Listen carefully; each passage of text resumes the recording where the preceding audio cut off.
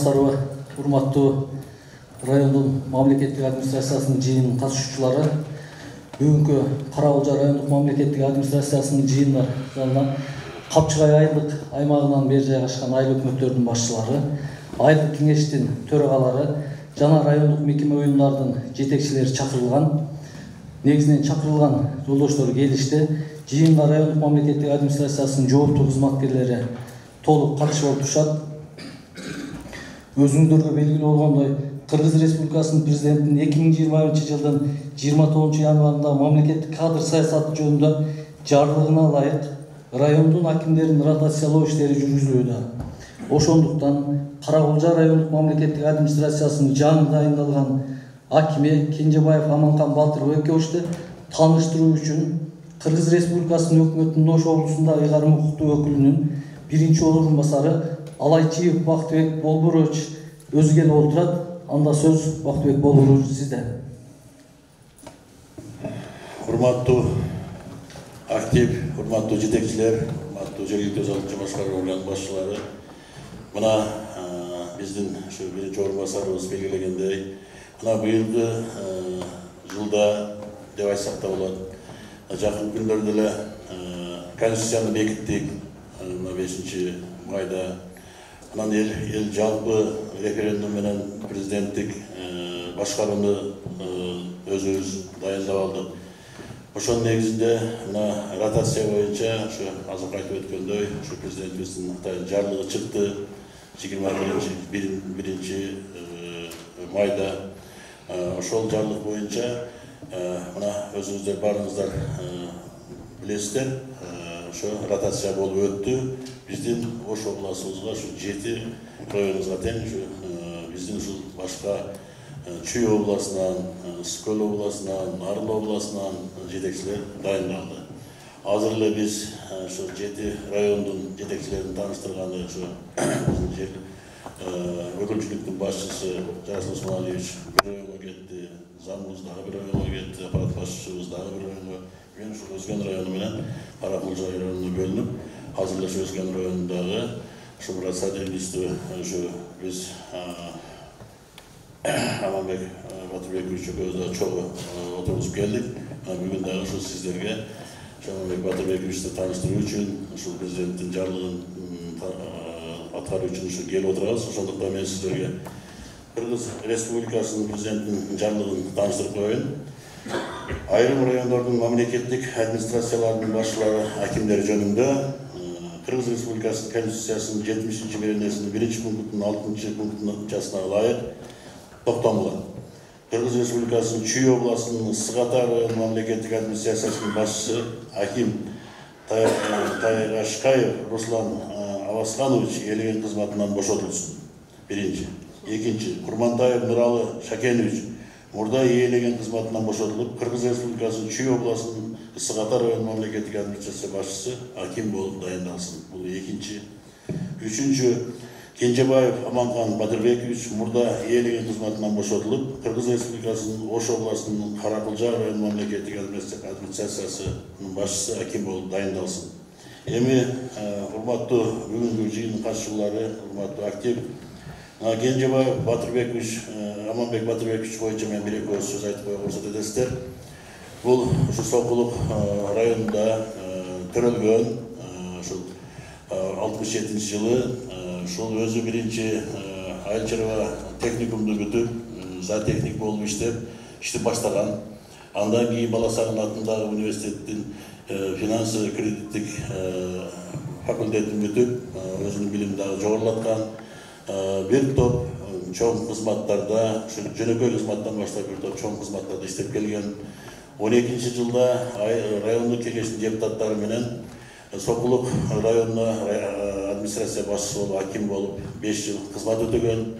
17-жылы мындай единственный десек те болот, өзүнүн арызы менен, өзүнүн каалоосу менен ошол акимчиликти 5 жыл башкарып, ошол жерде социалдык экономикалык өнүгүүдө ошол Сокулук районунда ошол убакта район боюнча 700 миллион же болбосо 800 миллион мен билишим 400-500 миллион сомдук ишти 1 миллиарддан жогорку деңгээлге чейин жеткизип, ошо социал-экономикалык өнүгүүгө чоң салымын кошуп, элдик аким болуп, бирок ошого карабастан өзүнүн ушу 5 жылдык иштегенден кийин мен өзүмдүн ыраазычылыгым менен мен ишимди берейин деп тапшырып, кайрадан кече жаңы бийлик менен дагы ушу 11 декабрда ушу жаңы шайланганда ошондо дагы кайра Сокулук райондук администрация башчы аким болуп иштеп, бүгүнкү чейин ушул жерде иштеп келген.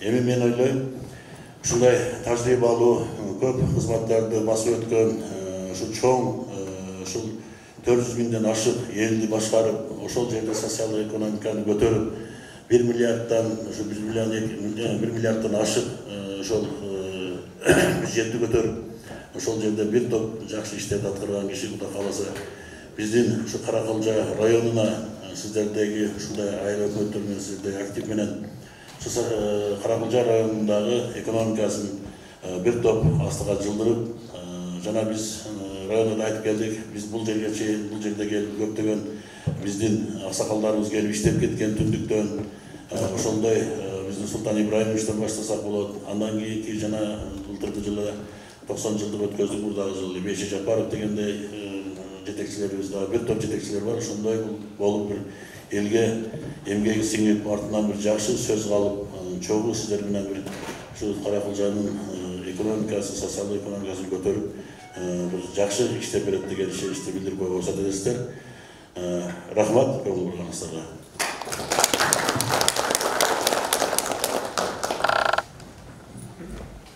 Анда Каракалжа райондук мамлекеттик администрациясынын жаңы дайындалган башчысы Акимек Кенжебаев Аманкан Батырбековичке сөз беребиз.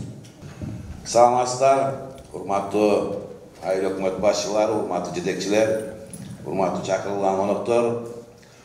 Мен залды карап отуруп, залда ушу бизден улуу аксакалдарыбыз бар экен, энелерибиз, эжелерибиз бар экен. Мен ушу Сокулук элинин аманатын айткым келет силерге. Ушул жакка чыгып атканда, ушу коштошкондо Сокулуктун эли коллективи ушу Каракалжа элине туруп таазим кылып кой деди. Мен силерге ушу Сокулук элине таазим кылып коеюн.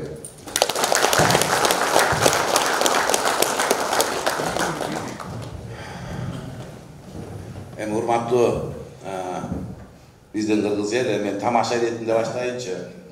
Бүгүн обул администрацияда болуп, анан бизден чүйдөн ушу бир 7 аким келди элек ар бир районго.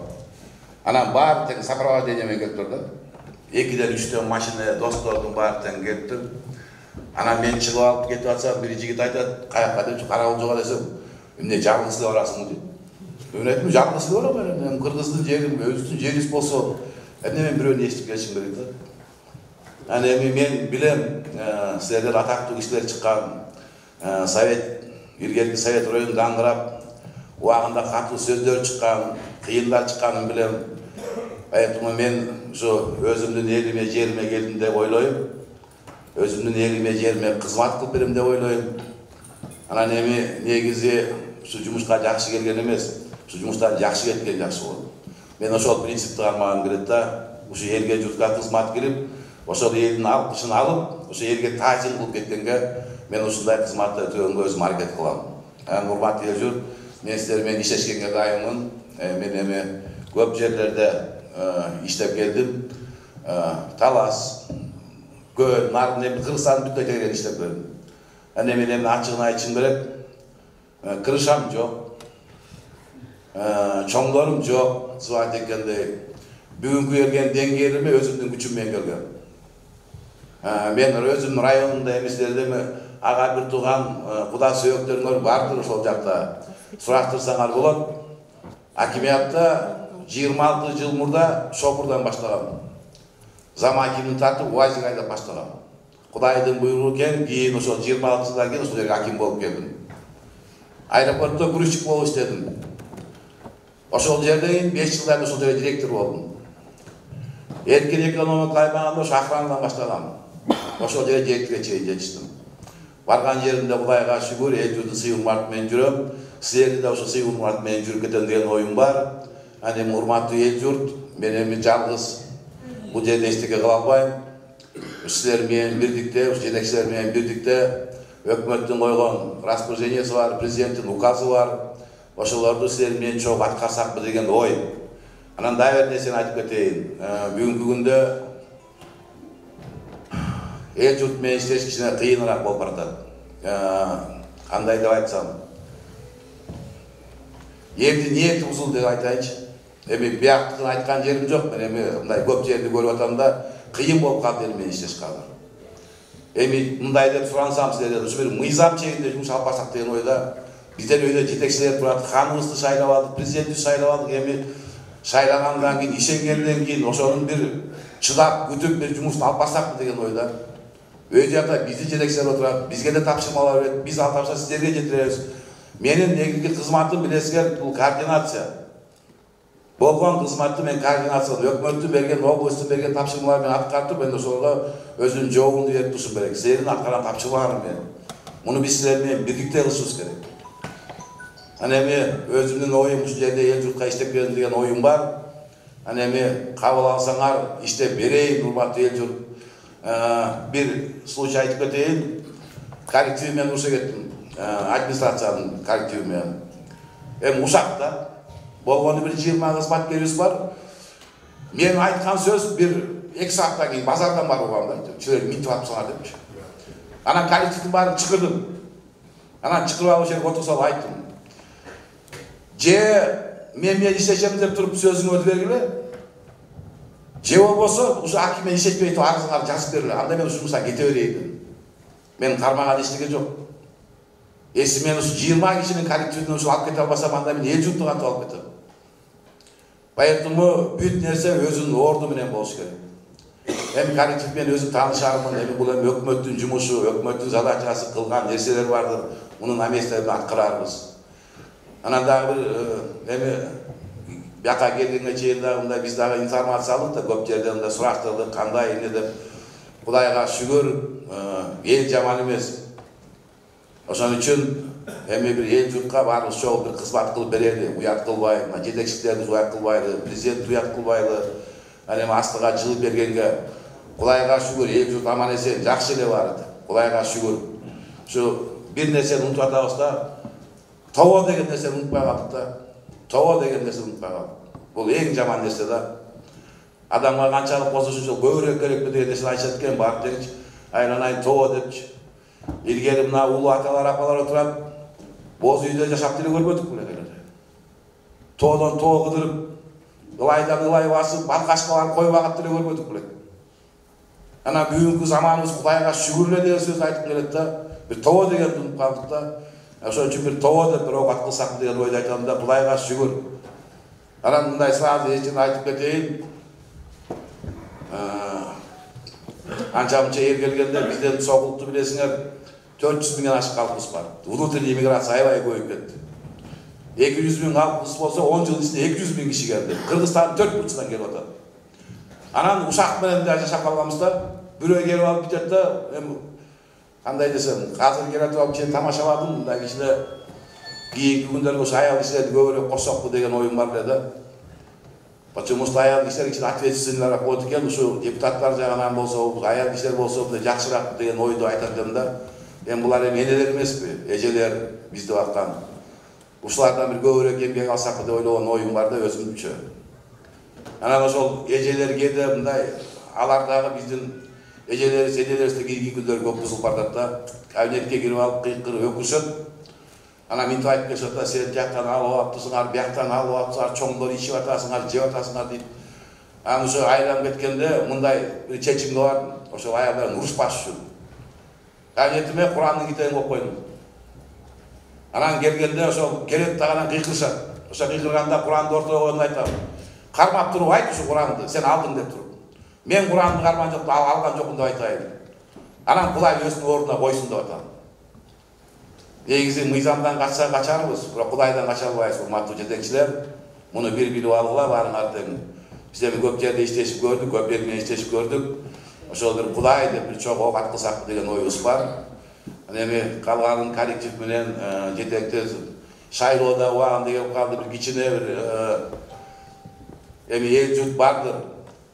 Ошо шайлоону дагы ошо элге, жерге күйгөн деген баадарды шайлап алсак жакшы болот эле. Мен муну казыр силерден да сурап кетем, урматтуу жетекчилер, аксакалдар, энелер бар экенсиңер, ар бир айылдарда мына выбор болот. шайлоо болот. Ошо шайлоодо жерге күйөм деген балдарды шайлап алсалар деген ойда, ошо иштеп берем деген күйүп турган баланы шайлап алсалар деген ой. Анан мен бүгүн бүт жерде көрүп келдим, бүт эле Кыргызстан боюнча кетем иштебейм деген глава өкмөттөрдүн баары бүгүнкү күндө мындай шалаакылык кылып, баягы иштесем, иштебесем деген ой менен кетип отурасыңар. Урматтуу айыл өкмөт башчылары, айыл өкмөттүн башчылары менен айылдык кеңештин депутаттарынын должности бул политический должность. Силер ошо политиканын бурчуна илингенсиңер, урматтуу глава айыл өкмөттөр, урматтуу депутаттар. Ошо илинип калдыңар да. Силер политикадан кете албайсыңар. Силер айтып атасыңар кете берем депчи. Бирок политикадан ешкачан кете албайсыңар. Анткени силер ошого илинип калдыңар. Анткени силер эл башкарып калдыңар, эл көрүп калдыңар. Ошон үчүн баары бир элдин астына чыгасыңар. Поэтому ошол сөз токтотуп, эл журт үчүн до конца иштеп берсеңер, силерди эл шайлады беле, анан бүгүн орто жерде калтырбай до конца жумушуңарды кылып, эми мен ойлойм, сенин аркаңарда ага бир туугандарыңар, бала акыраңар бар да. Ошолорго уят болбой до конца иштеп берсеңер, ошо эл журттун астында. Бул менден сураныч силерге. Бир жакшылап иштеп берсеңер, жакшылап атыңар калса, илгери биз кички кезибизде школда окуп жүргөндө бир жакшы байке медаль тагып же жакшы мугалим келсе, ошону ойлочубузда биз ушундай болгубуз келет деп, ошого өзүбүзгө бир ой коюш керек да. Кокуй жакшы бала экен, мен да ушундай болгум келет депчи, ушундай костюмсун кийим керек деген ой болчу. А силер унутуп атасыңар, мага бүгүн келип аткан жаш поколение бүгүн бизди карап турат.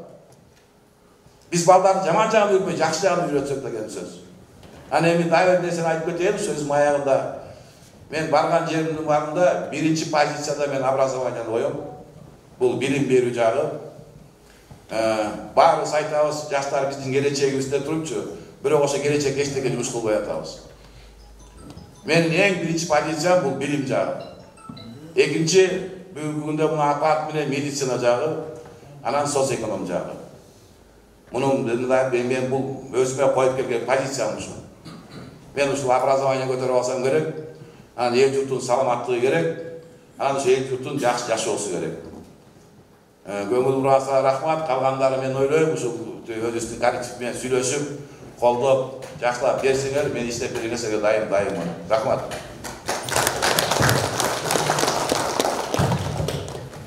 Рахмат. Урматтуу Аманкан Бактыбекович, биз дагы сизди Кара-Булжа райондук мамлекеттик администрациянын атынан, Кара-Булжа элинин атынан, жеке өзүмдүн атынан куттуктайм. Ошо жаңы, жооптуу, бир тараптуу, сыймыктуу болсо, бир жагынан түйшүктүү жумушуңуз менен куттуктайм. Иштериңизде ар дайым ийгиликтер болсун, бекем ден соолук каалайбыз. Эми албетте ар бир элдин өзүнүн шарты, каада салты дегендей болот.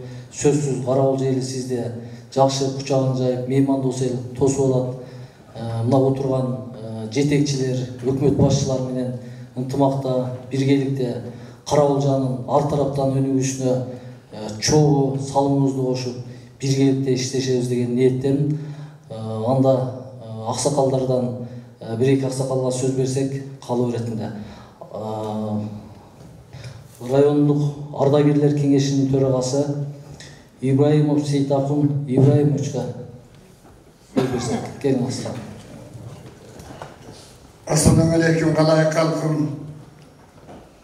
Урматтуу биздин жаңы кызматка келген акимибиз жана меймандар. Учурдун саясатына ылайык мамлекетибиздин бардык биз айтканда документтерин баарын башынан өткөрдүк. Конституцияны кабыл алдык, референдум өткөрдүк, шайлоо өткөрдүк. 30 жыл ичинде көп чайкалдык, көп кыргыз эли комшу мамлекеттердин алдында көп эле жактан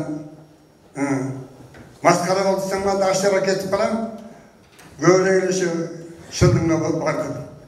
Эми канткенде дагы мамлекетибиздин эл журттун, айрыкча жаштардын идеясы менен мына ушундай президенттик бийлик болсо, bir tartip bolsa, bardığımız kırgız eli üçün kaçanka ile birbirimizi sındırıp yürüyoruz. Kaçanka ile revolüsyona yürüyoruz. Kaçan biz piketke toyuyoruz diye geldi uğraşaydı. Eң uzun sözün kıskası, mına bugünkü beyliktin almaşısı boyunca жаңы sayasatın negizinde жаңы hakim gelip atadı. Kuday Teala şu ömrüne bereke versin. İmanınız salamat olsun. Kuday Teala şu beşeğiniz kaydır. Kırınızda ulu sözü var.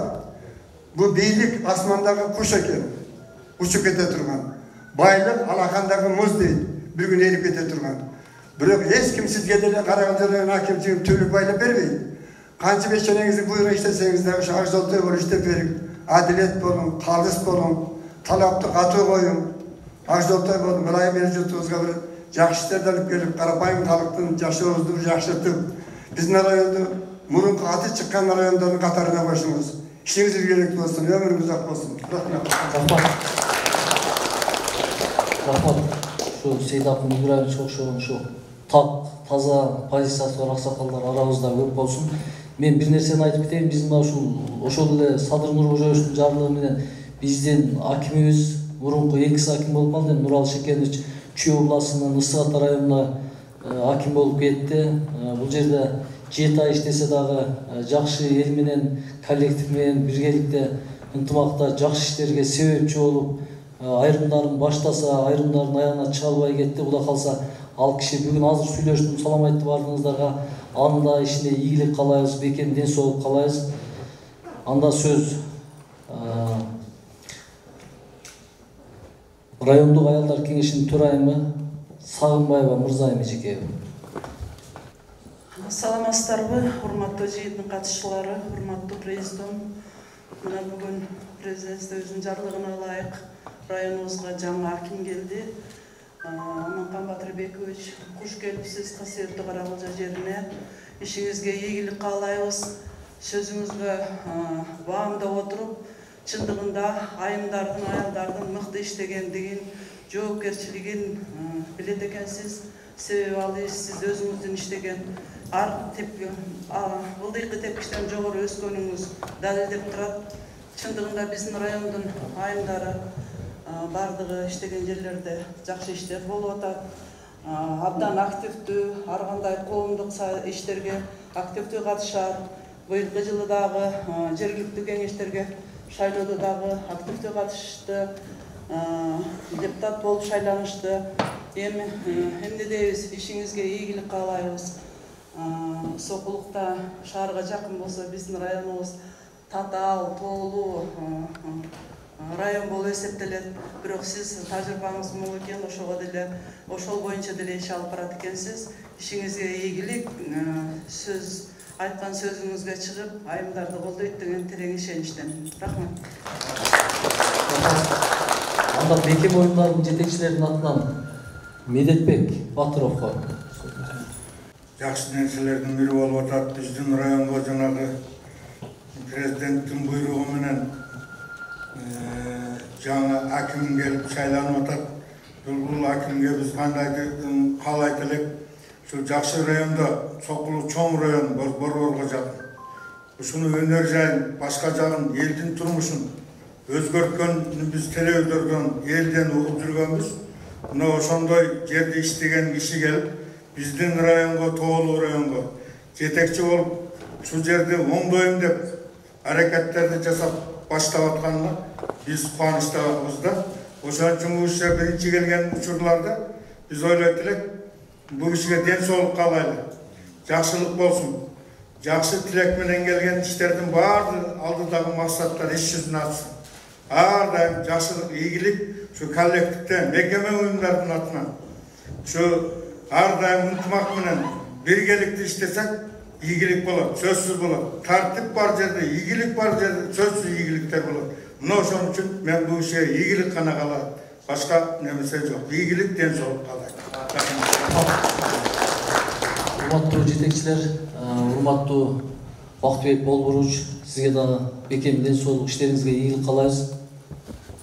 Аксакалдардан бириңиздер фото берип койсоңуздар, аксакалдар. Анан ичкерилер дагы. Өздөрүнүн атынан бир сүйлөп коеюнчу.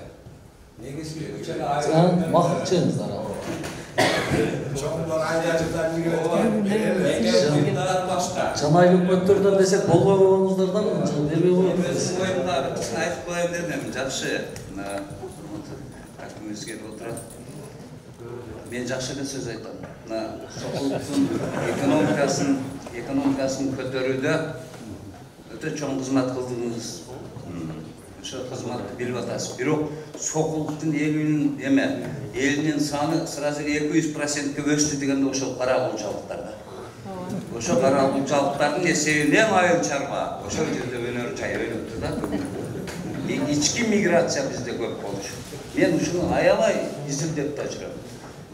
Билесиз. Эми сизге менин айтарым, көп иш башыңыздан өттүр. Көп жакшы иштерди кылам деген оюңуз бар экен. Мына 12 айыл өкмөт бар. Чындыгында мекеме уюм башка. Сиз иштедиңиз да ал жерде. Айыл өкмөттөр менен иштештиңиз. Мына 12 айыл өкмөтү тең чындыгында мына бүгүнкү күндө суроктору бүтүп турат, бирок күчтүү балдар.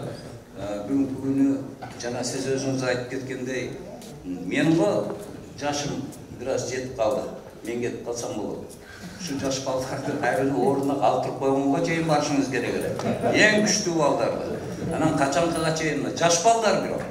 Бардыгы жаш балдар. Анан менин оюм, жеке оюм. Эми конечно мыйзамга туура келбейт. Бирок күчтүү айыл өкмөт, күчтүү районда. Мекеме уюм кошулбай калат экен кээде. Силер мекеме уюмдардын жетекчилери капа болбогула. Мен канча жылдан бери ушул жерде 30 жылдан бери ушул трибунага жок дегенде бир айда бирден чыксам керек. Ар кимин өзүнүн гана жумушун кыласың. Бирок айыл өкмөтү деген ал чаржайт иш кылат. Ал элдин, жана сиз өзүңүз айтып кеттиңиз, саясий жагы бар, экономика жагы бар. Аябай муктаждыктарын чечкенге только айыл өкмөтү керек. Башка эч ким керек эмес ал жерде. Эң акыркы крайний айыл өкмөтү болот. Аны сиз башыңыздан өткөрдүңүз. Мен ойлойм, сиздин ушул Карагулжадагы ишиңизде ушуга өтө чоң көңүл бөлөт деп ойлойм. Кудай кааласа баскан жолуңуз аябай жакшы, көп жакшы нерселерди көрүпсүз. Мен сизден бир суранып кетет элем. Ушул айыл өкмөттөрүнүн негизи акыркы очуртка койбой, дайым биринчи очуртка коюш керек.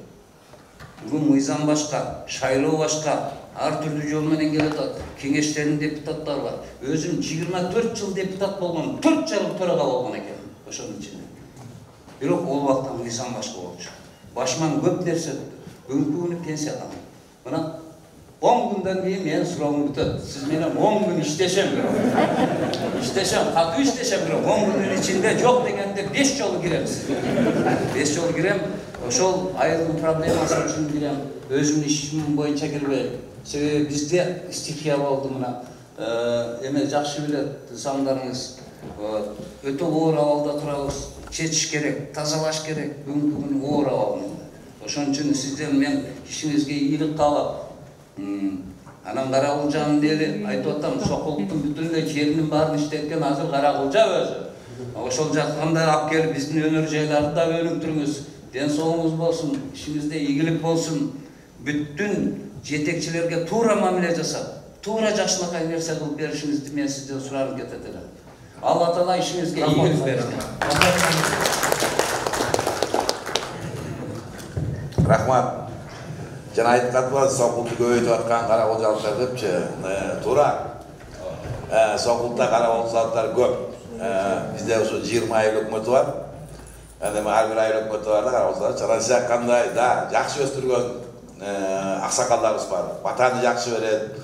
Мындай кайрымдуулук фонд менен жакшы бар да. Жакшы энелер да бар. Бирок жер саккан эчелерибиз бар да. Мындай бөлүш тууралуу мыйзам тускандар да бар да. Эмин аяксам ошо Карагулжадан дейт да. Ала кимден сөйлөшөт да. Эми мен ал жерде баарын көрдүм. Баарын көрдүм. Анан Нуралы Шакенович менен жаңы эле бакта болчу келет айтып атам. Көчө мурдагы бияка келердин астында бияктын акимине звонить эттим. Нуралы Шакенович интернеттен таап телефонду.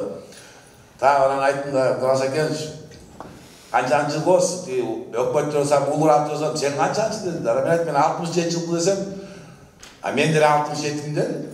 Мен ойлогон көзүнөн өзү сурап калды. Кайсы айсың депчи, мен август десем, мен сенен 2 ай кичикем, мен октябрда дедим. Анда мен бүтүп койду, ука жакшы болду иштешеңиз депчи. Көчөгүн өкмөткө келсем, 67-ге чылдырабай келчү. Al görse men жылы айтасы бар возраст ошондой ойлоп атат ичинчи. Анан бияка тапшырып берип кетип отурбайбы? Алдыны жектен деп чейреледим.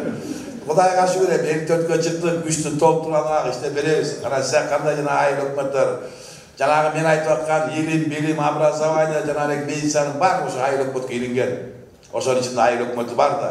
Ошол аткара турган айыл өкмөтү сөзүңүз айткандай. Ошол и так биринчи очередь турат ошол айыл өкмөттөрү. Аны мен калеш ишенесиң. Мындай да бирөө баш болсо калганы буту болбош керек. Бирөө башкарса калганы буту иштеп берсе ошол жакшы да. Анан ошондой команда болсо ошол жакшы. Мен ага ишенейин. Сен жакшы айыл өкмөтү менен иштешебиз, эми аны сураштырабыз. Эми эл журттан да сураштырабыз да. Анан жана бизде аксакалыбыз айтып кетти. Жанагы бирөө келсе эле ууп калба депчи. Мен обычно келген элге бүтүп айтам да, обычно бирөө келсе обязательно бирөөнү жамандап келет да. Арыс менен келсе тигип салды, жак огородума кирип кетти деп келет. Мен ал кишиге айтам, мен сиз жакты уктум, эми экинчи жагын угайын. Экинчи жагын уксаң ал тигири күнөөлөйт да. Ошон үчүн биз урматтуу жетекчилер эки жагын бирдей уктуруп, орто жерден калыс сөзүбүздү айтышыбыз керек. Ни налево, ни направо. Мыйзам чегинде кандай болсо ошондой аткарышыбыз керек. Ал жанагындай же тартып коюп болушуп койгон болбойт. Орто жерде мыйзам иштеш керек. Мыйзамсыз эч кандай жумуш кылынбайт. Так дейт. Дагы бир жолу рахмат Бактыбек Болбурович, Аманкан Батырбекович, сизге да рахмат. Эмгек жолуңузду Бактыбек Болбурович дагы жакшы кенен айтып берди, өзүңүз дагы айттыңыз, иштериңизге ийгилик болсун да биздин кичине белгибизди берип койгон да, ушул жерден анан аксакалдарга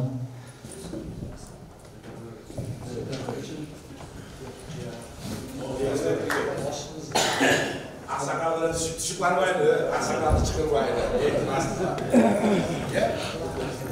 Неги көйдөн чыгарып кийин түшүп барамчы аксакалдар.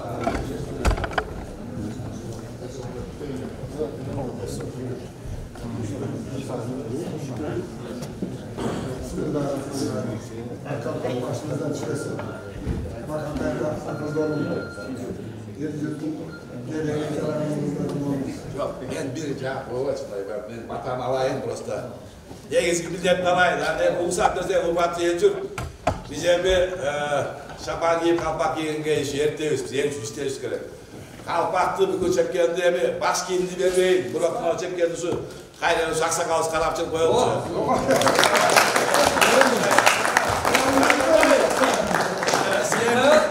Силердин возрастка жекече биз алайдын кийебиз айладайын.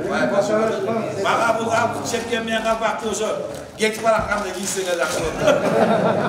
Обычно биз юбкаларга ачык айтышат экен да, мындай тиги берет тарап берген кайра алып атып чүйдү аябай мындай ушакылышат да. Андан көрө такшы зат кийсеңер жакшы болот.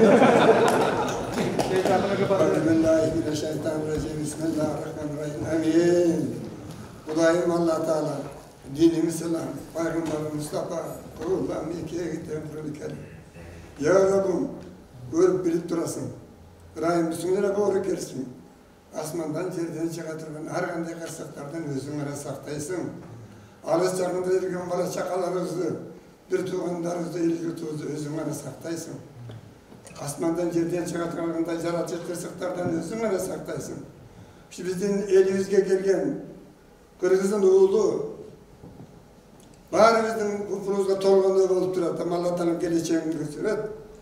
Kudaytara şu ömrüne bereke versin, şu vakti yoktu. Kudaytara şu vakit tağlayıp da, deli yurtun biri olur, jola joldaş da. Kudaytara şu yerden ağarıp göğürüp de geldi. Avak sakal olmalı, biz yok soğan, aksakal olmalı. Memleketlik seyirlere ev oldu. Deli yurtu aksal toyu karapayım belli turmuşun jakşı. Karısı iştep. Eli jutun ilim bilimi özgü bolğan, salamatlık saktauda bolğan, özüңүз aytkандай социалдык маанide bolğan, көп кыйынчылыктардын бардыгынын алдыга сүрөп кетиң. Кудай Таала баарыбыздын ынтымактар бүгүнкүдөй маанайда болуп, улуу күч ынтымакта болуп, ушу элибиздин жашоо жакшы болуп, Кудай Таала ушу жакшы адамдардын катарына кошулуп, биздин жаңы жетекчибиз ушинтип тосуп алат деген ушул. Ишчиликтүү саламаттык. Эл журтубуз менен аман эсен болобу.